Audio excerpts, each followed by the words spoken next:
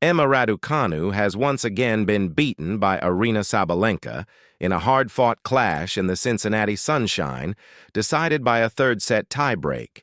It feels like Groundhog Day, as around a month ago we were coming off the back of another enticing encounter between these two at Wimbledon, in which the world number one came out on top and the British number one played with so much heart.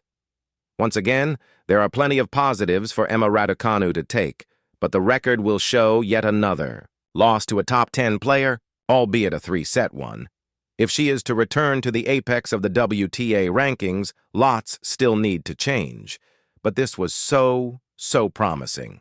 Fortunately, with Francisco Roig by her side, she is in good company to achieve the necessary progression. Emma Raducanu scolded by chair umpire. However, it was actually her ongoing dialogue with the new coach that landed her in hot water with the chair umpire, who scolded her during a changeover.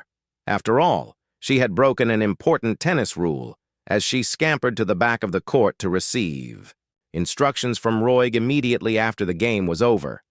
Similarly, the Spaniard stood to project his message, despite coaches not being allowed to get out of their seats to interact with players. As such, the Cincinnati Open umpire claimed, "Emma, you cannot actively approach him and he cannot leave his position. You cannot have a conversation."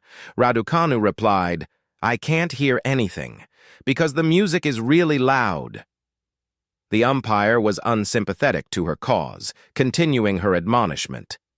"Then he needs to speak louder. You cannot actively approach him and he cannot leave his position.